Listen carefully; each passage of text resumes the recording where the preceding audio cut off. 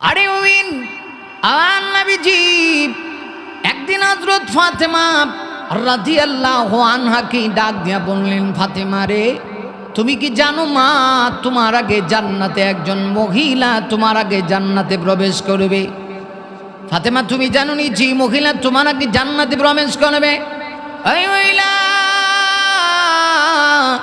সাধারণ একজন কাঠুরিয়ার স্ত্রী, যার স্বামী জঙ্গলে কাঠ কেটে জীবন জীবিকা নির্বাহ করে গো, তার একজন স্ত্রী সামান্য ওই মহিলা তোমার আগে জান্নাতে চলে যাবে। হযরত ফাতেমা ডাক দিয়া কয়, আব্বা গো, আব্বা এটা কি বলেন? একজন সাধারণ কাঠুরিয়ার স্ত্রী আপনার মেয়ে ফাতেমার আগে জান্নাতে কেমনে যাবে? আপনি না আমার ব্যাপারে বলেছেন, ওয়া ফাতিমাতু সাইয়্যিদাতু নিসাই আহলিল জান্নাহ। আরে আমার নবীজি হাদিসের ভিতরে বলেছেন, ফাতেমা হলো জান্নাতি মহিলাদের সরদারিনী। আম্মাজান হযরত ফাতেমা ডাক দিয়ে বলে, মা ফাতেমা ডাক দিয়ে বলতেছে, আব্বা গো, আমি না জান্নাতি মহিলাদের সরদারিনী, আমাকে জান্নাতি মহিলাদের নেত্রী বানানো হয়েছে। শুধু তাই না, আমি তো জান্নাতি যুবকদের মা। আল্লাহর নবী হাদিসে তাও বলেছেন, ওয়াল হাসান ওয়াল হুসাইনু সাইয়্যিদা শাবাবি আহলিল জান্নাহ। আমার নবী বলেছেন, হাসান হুসাইন হলো জান্নাতি যুবকদের সরদার।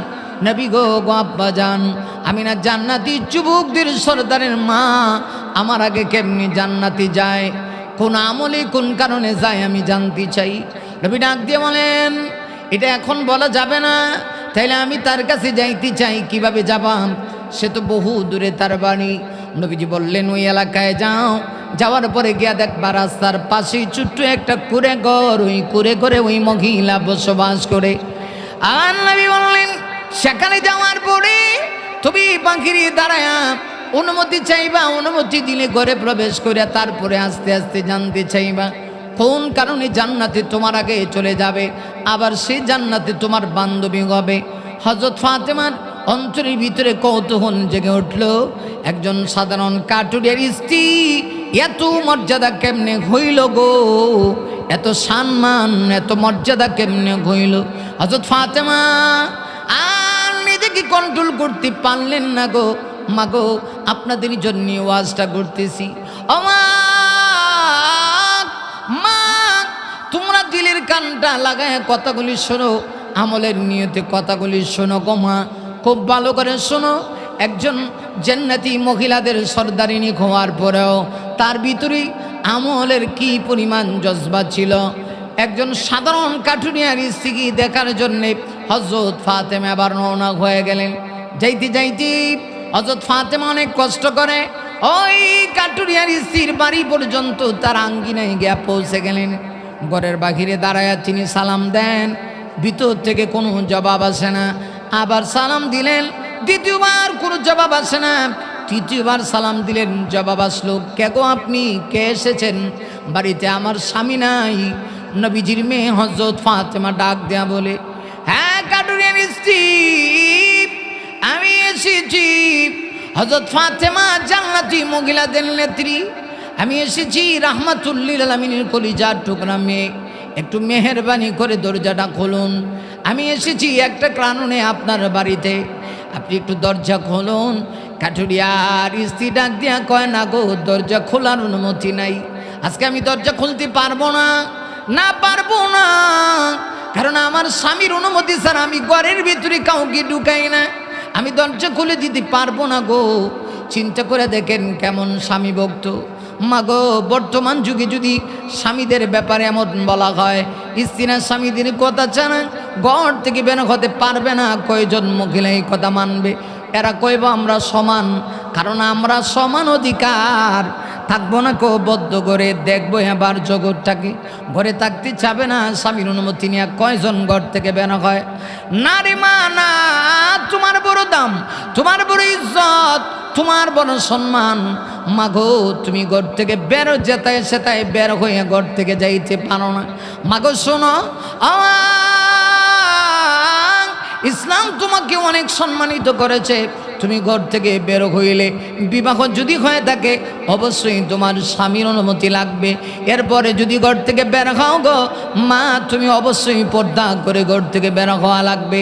আরে মুমিন, আর কোথা না গো, আমার আল্লাহ পবিত্র কোরআনের ভিতরে বলেন, ইয়া নিসান নবী লাস্তুন্না কাআহাদিম মিনান নিসা ইন ইত্তাকাইতুন্না ফালা তাখদানা বিল কওল فيطمع الذي في قلبه مرض وقلن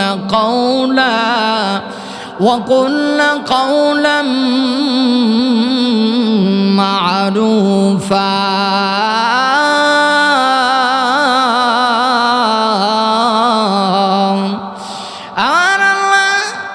নবীজির পূর্ণবর্তী স্ত্রীগণকে সম্বোধন করে তামাম পৃথিবীর সকল নারী জাতিদেরকে আমার আল্লাহ ওয়াজ করেছে।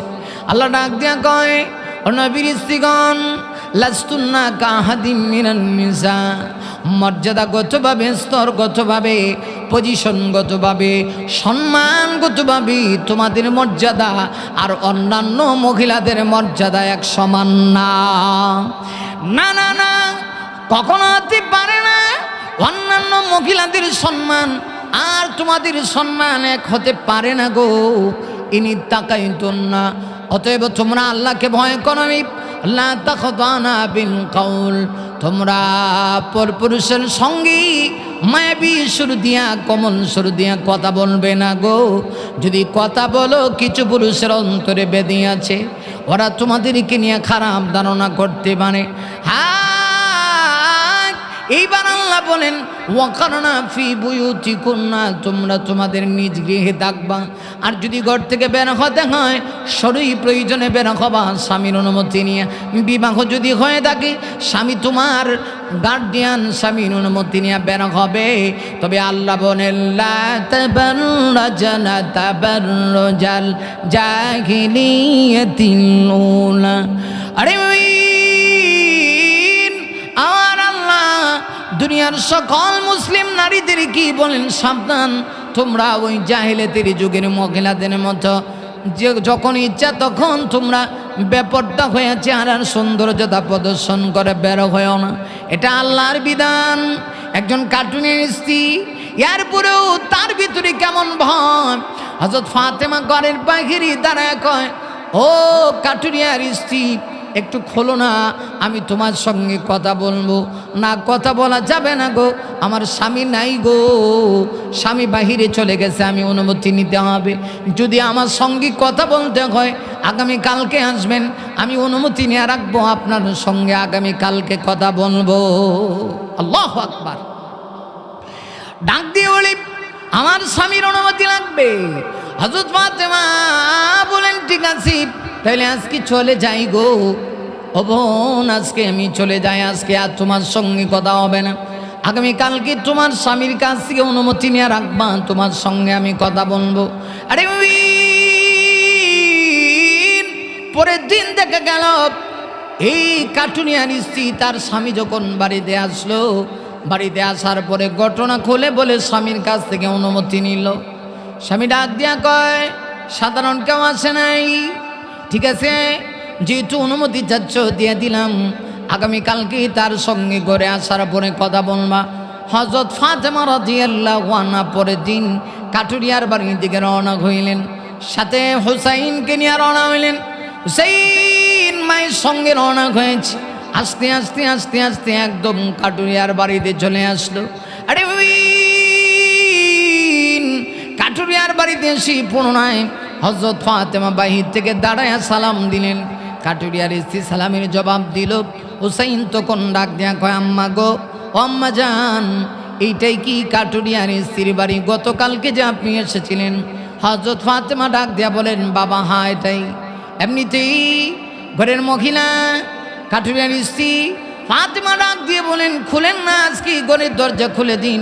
কাটুরিয়ার স্ত্রী কয়, আজকে তো আপনার অনুমতি নিয়েছিলাম, কিন্তু আপনার সঙ্গে কেমন জানি একটা পুরুষের কণ্ঠ শুনতে পাইলাম গো, শুধুমাত্র আপনাকে ঘরে ঢুকানোর অনুমতি দেওয়া হয়েছে গো, আপনার সাথে অন্যজন আছে।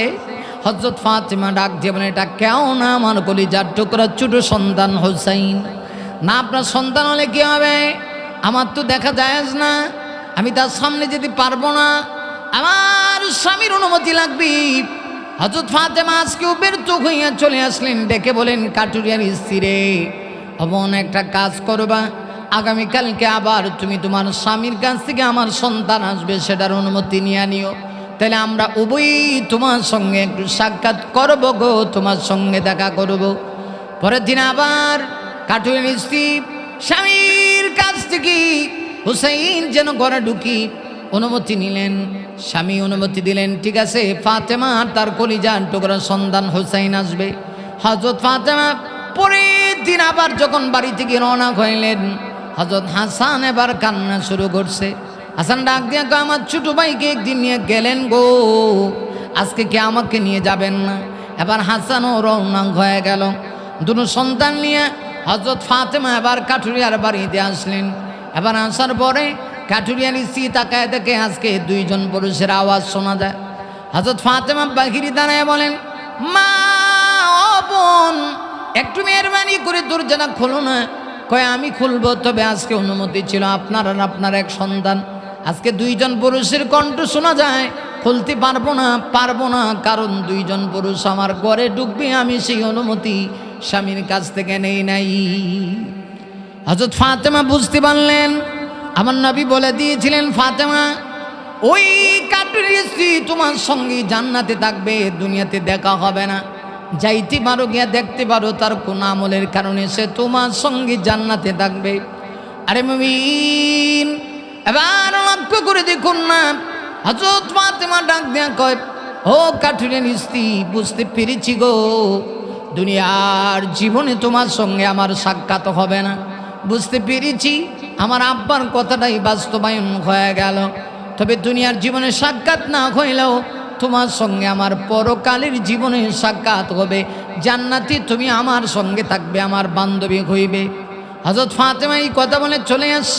ফাতেমার অন্তরের ভিতরে কৌতূহল, কাঠুরিয়ার স্ত্রী আবার আমার সঙ্গে কেমনে জান্নাতে যায়, কোন আমল করেছে যে আমলের কারণে এত দামি।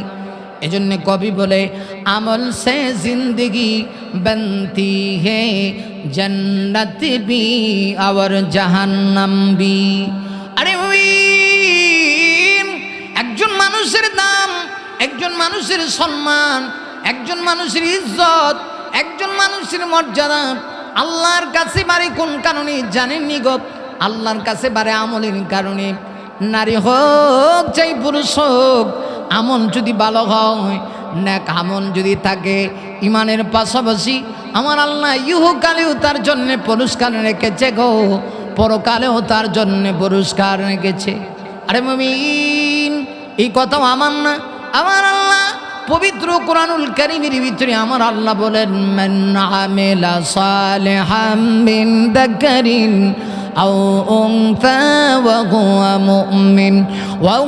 মুমিনুন ফালানুহইয়ান্নাহু হায়াতান তাইয়্যিবা ওয়া লানাজজিয়ান্নাহুম আজরাহুম বিআহসানি মা কানু ইয়ামালুন।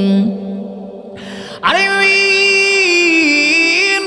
আমার আল্লাহ বলেন, মান আমিলা সালিহা, যদি কেউ নেক আমল করে, চাই নারী হোক চাই পুরুষ হোক, আমার আল্লাহর কাছে নারী পুরুষ কোনো পার্থক্য নাই। আল্লাহ বলেন, মিন যাকারিন আও উনসা, চাই নারী হোক চাই পুরুষ হোক, যদি কেউ নেক আমল করে, একটা শর্ত সেটা হলো ওয়া হুয়া মুমিনুন, আল্লাহ বলেন মুমিন হওয়া লাগবে। শুধুমাত্র যদি মুমিন হয়, মুমিন পুরুষ হোক মুমিন নারী হোক, যদি কেউ নেক আমল করে গো, আমার আল্লাহ বলেন অবশ্যই অবশ্যই আমি আল্লাহ তাদেরকে দুইটা পুরস্কার দিয়ে দণ্ড করব। ইহকালে এক পুরস্কার, পরকালে আর এক পুরস্কার। আমার ভালো করে শোনো, তোমার মর্যাদা কত নেক আমল করলে। কাঠুরিয়ার স্ত্রী হইয়া নবীর মেয়ে ফাতিমা নাকি কেমনে জান্নাতে যাবে গো? মা, তার একটা বিশেষ আমল ছিল। আমল থাকলে আল্লাহ বলেছেন, নারী হোক অথবা পুরুষ হোক, আমি আল্লাহ দুনিয়াতে দুইটা পুরস্কার দেব। ইহকালের পুরস্কার হলো ফালানুহিয়ান্নাহু হায়াতান তাইয়্যিবা। আরে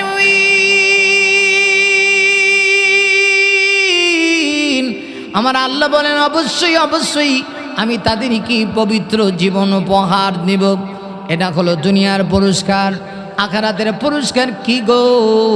আমার আল্লাহ বলেন ওয়ালানাজজিয়ান্নাহুম আজরাহুম বিআহসানি মা কানু ইয়ামালুন। আখিরাতের পুরস্কার দুনিয়ার জীবনে তারা যা করবে তার চাইতে উত্তম প্রতিদান।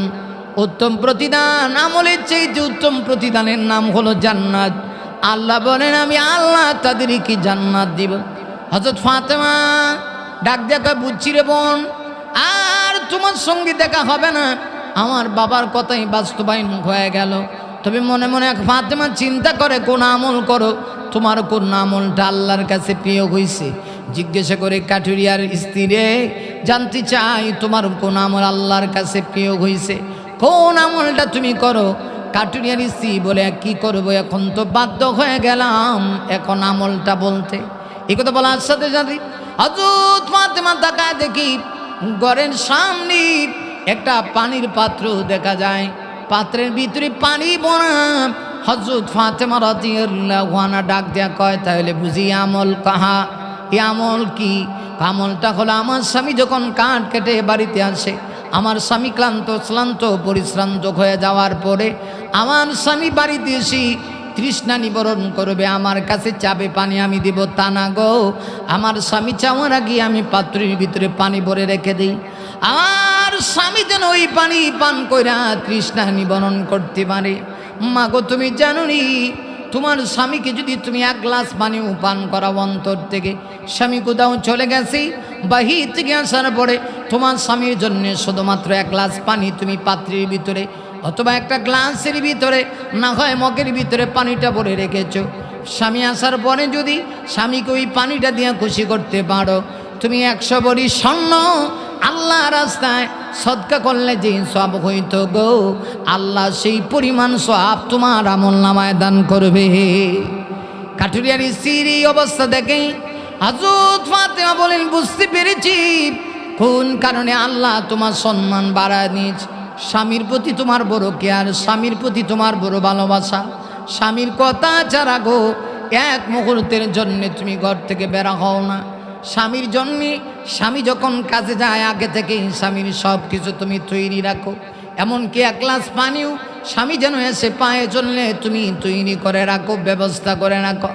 এই জন্যে আমার আল্লাহ তোমার সম্মান বানায় দিয়েছি।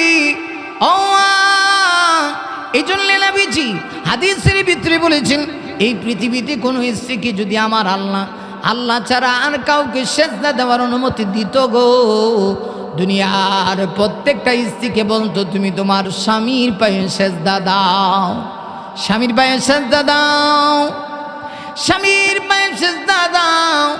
কারণ স্বামী বড় দামি জিনিস। মাগো, তোমরা যারা বিবাহিতা নারী আছো, পর্দার আড়াল থেকে যারা শুনতেছো, মাগো তোমাদের হাতে ধরে পায়ে ধরে বলি, সাবধান, স্বামীর অন্তরে আঘাত দিও না, স্বামীকে কষ্ট দিও না। না, ডিজিটাল যুগের নামে সমান অধিকার দাবি কইরা স্বামীকে আঘাত দিও না, স্বামীকে কষ্ট দিও না গো। স্বামীকে কষ্ট দিলে গো আল্লাহর আরশটা পর্যন্ত কেঁপে ওঠে। হযরত ফাতেমার কথাই যদি বলি, হযরত ফাতেমা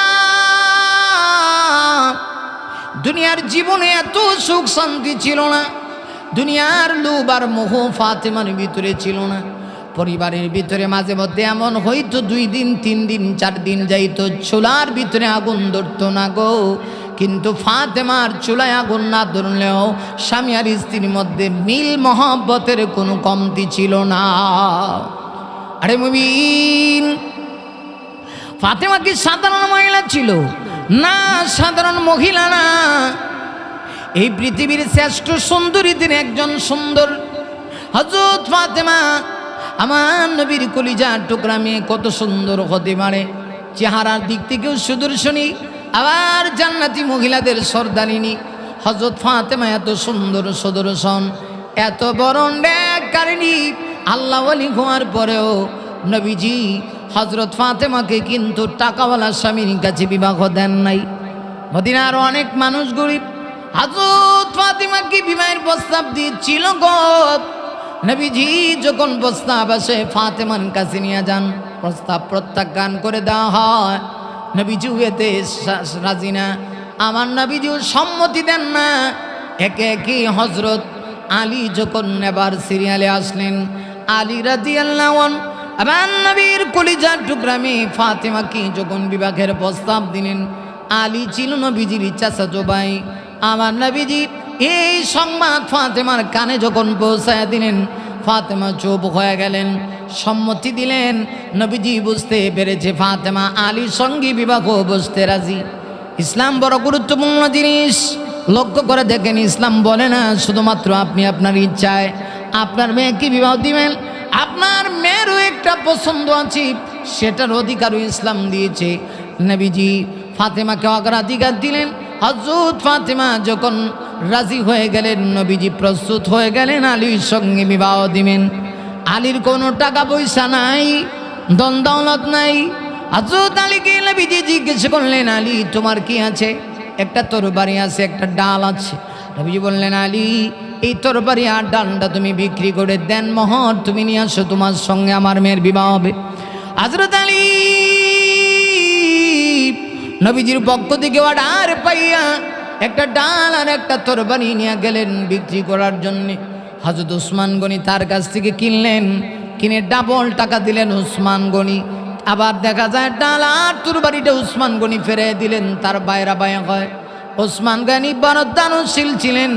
উসমান গনি যখন এবার আলীর কাছ থেকে ডাল তরবারি কিনে ডাবল টাকা দিলেন, আবার এইগুলো ফেরতও দিয়ে দিলেন। হযরত আলী খুশি হয়ে নবীজির কাছে আগমন করলেন। নবীজি ওইগুলা দেন মোহর হিসাবে নিলেন। সামান্য কিছু দেন মোহর, ফাতেমি মোহর সাব্যস্ত করে আলীর সঙ্গে বিবাহ হইল। বিবাহের ভিতরে এত বরকত, পরিবারে মাঝে মধ্যে একদিন, 2 দিন, 3 দিন যাইতো, চুলার ভিতরে আগুন ধরত না। মাঝে মধ্যে এমন হইতো হযরত হাসান হুসাইন রাদিয়াল্লাহু আনহুমা নবীজি যখন বাড়ি থাকতেন লাগু, বিভিন্ন জায়গায় আমার নবীজি সফর করার জন্য চলে যাইত। হাসান হুসাইন রাদিয়াল্লাহু আনহুমা একদিন, 2 দিন, 3 দিন যাইতো, পেটের খোদায় অস্থির। নবী নাই, কে তাদের মুখে খাবার দিবে? নানাজি নাই, তাদের মুখে কে খাবার দিবে? 3 দিন পরে আমার নবীজি সফর করে যখন আসতেন, হাসান হুসাইন বলতো আমরা নানাজির দরবারে যাইতাম। দরবারের রিসালতের মধ্যে গিয়া নানাজির চেহারার দিকে একবার আমরা তাকাইতাম। যখন তাকাইতাম, তাকায় দেখতাম সঙ্গে সঙ্গে আমাদের পেটের ক্ষুধা মুখের ভিতরে নিবারণ হয়ে যাইত। আরে আমার নবী বিশ্ব নবীর চেহারার ভিতরে এত নূর ছিল, এত সৌন্দর্যতা ছিল রে, এত সুদর্শন চেহারা আমার আল্লাহ আমার নবীকে দিয়েছে। হাসান হুসাইন বলতো নবী নানাজি রাহমাতুল্লিল আলামিনের চেহারার দিকে তাকাইলে পেটের ক্ষুধা নিবারণ হইত। শুধু হাসান হুসাইন তা না, অনেক সাহাবীরা 1 দিন, 2 দিন, 3 দিন যখন না খেয়ে চলতেন, নবীজির দরবারে গিয়ে শুধুমাত্র একটা বার আমার নবী রাহমাতুল্লিল আলামিনের চেহারার দিকে তাকাইতো গো। চেহারার দিকে তাকাইতে দেরি হইতো, পেটের ক্ষুধা নিবারণ হইতে দেরি হইত না। আমার নবীজি এমন আদর্শের নবী, নানা হিসেবে তিনি ছিলেন পৃথিবীর শ্রেষ্ঠ নানা। হাসান হুসাইনকে খুব বেশি ভালোবাসতেন। আমার নবী কোথাও থেকে আসলে সর্বপ্রথম ফাতেমার বাড়িতে যাইতেন। নবীজি ফাতেমার বাড়িতে গিয়ে হাসান হুসাইনের খবরটা আমার নবী আগে নিতেন। আমার নবী শুধু ফাতেমার বাড়িতে যাইতেন তা না, আমার নবী হাদিস শরীফের ভিতরে আসছে আল্লাহর নবীজি বলেছেন ফাতিমা তু বিদউম মিন্নি। নবী বলেন ফাতেমা হলো আমার কলিজার টুকরা, আমার কলিজার অংশ। রাসূল বলেন যারা আমার নাতিদয়, মান আহাব্বাহুমা ফাকাদ আহাব্বানি, যারা আমার নাতিদয় হাসান হুসাইনকে ভালোবাসলো রে, নিশ্চয়ই তারা আমাকে যেন ভালোবাসলো। আরে মুমিন, শুধু তাই না, আমার নবী বলেন ওমান আবগাদাহুমা ফাকাদ আবগাদানি, যারা আমার নাতিদের সঙ্গে দুশ্মনী করলো গো, তারা আমার সঙ্গে দুশ্মনী করলো। নবী কত ভালোবাসতেন হাসান হুসাইন, কি কত মহব্বত। শুধু তাই না, আমার নবীজি তার নাতিদের কি এত বেশি অগ্রাধিকার দিতেন, আমার আল্লাহর কাছে ওইটা পছন্দনীয় ছিল। নবীজি যখন নামাজের ভিতরে দাঁড়াইতেন, ছোট্ট নাতি হুসাইন নবীজির পিঠের উপরে গিয়ে বসে থাকত। নবীজি সেজদা থেকে মাথা নড়াচড়া করার চেষ্টা করতেন। আমার আল্লাহ জিবরিলকে পাঠায়া দিতেন, আর জিবরিল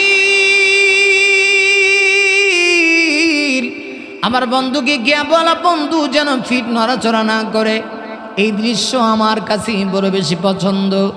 শুধু আমার কাছে পছন্দ তা না, আসমানের যত ফেরেশতারা আছে গো, সবার কাছে পছন্দ।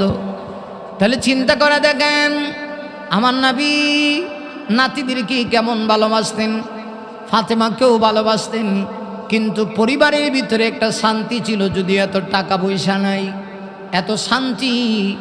মাঝে মধ্যে 3 দিন 4 দিন চুলায় আগুন ধরে না, তারপরেও শান্তি।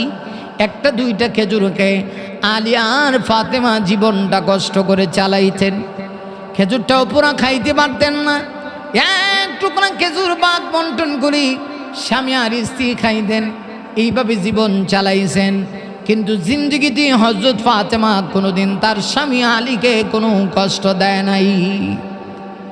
এরকম একজন জান্নাতি মহিলাদের সর্দারিনী, কত সাদা সিধা জীবন যাপন করেছি। দুনিয়া থেকে বিদায় নেওয়ার সময় হযরত ফাতেমা স্বামী আলীকে জড়ায়া ধরে কান্না শুরু করছে। প্রাণীর স্বামী গো, দুনিয়াতে যতদিন ছিলাম আমি আপনাকে প্রাণটা ভরে মনটা ভরে একটু খেদমত করতে পারি নাই। ওগো প্রাণীর স্বামী, মাফ করে দিয়েন। হযরত আলী ফাতেমা রাদিয়াল্লাহু আনহাকে তিনিও জড়ায়া ধরে কান্না শুরু করছেন। ডাক দিয়া বলতেছি, ফাতেমা রে, আমি তোমাকে পাওয়ার পরে যতটুক তোমাকে মূল্যায়ন করার দরকার ছিল, তোমার হক আদায় করার দরকার ছিল, আমি হক আদায় করতে পারি নাই। তুমি আমাকে ক্ষমা করে দিও, মাফ করে দিও। চিন্তা করে দেখেন কি মহব্বত। আর বর্তমান যুগের স্বামী আর স্ত্রীর মধ্যে কোনো মহব্বত নাই। আমার নবীজিও এই শিক্ষা দিয়েছিলেন, নবীজির কাছ থেকেই তো শিক্ষা গ্রহণ করেছিলেন হযরত ফাতেমা। স্বামী হিসাবে আমার নবীজি পৃথিবীর শ্রেষ্ঠ স্বামী ছিলেন। স্ত্রীর সঙ্গে কেমন আচরণ করতে হবে শিক্ষাও আমার নবীজি দিয়ে গিয়েছিলেন। মাঝে মধ্যে আমার নবীজি আম্মা জান আয়েশা সিদ্দিকা রাদিয়াল্লাহু আনহার সঙ্গে নবীজি দৌড়ের প্রতিযোগিতা করতেন। এই শিক্ষা আমার নবীজি দিয়েছেন, সাহাবীরা শিখেছেন সেখান থেকে। কি মিল মহব্বত। আম্মা জান হযরত আয়েশা সিদ্দিকা রাদিয়াল্লাহু আনহার বয়স কম ছিল। নবীজি হযরত আয়েশাকে নিয়ে আমার নবীজি যখন দৌড়ের প্রতিযোগিতা করতেন, দুইজনের মধ্যেই প্রতিযোগিতা হইত গো। আম্মা জান আয়েশা নবীজির সঙ্গে দৌড়ায়া পারতেন না, না পারারই কথা। কারণ আমার নবীজি, আমার আল্লাহ নবী কি 1-2 জন মানুষের শক্তি না, জান্নাতি 40 জন বীর পলোয়ান যুবকের শক্তি দিয়েছে। আমার আল্লাহ 1-2 জন মানুষের শক্তি না, জান্নাতি বীর পলোয়ান 40 জন যুবকের শক্তি আমার নবীর গায়ে দিয়েছে। রহমতের নবীর গায়ে কি পরিমাণ শক্তি। আমার নবী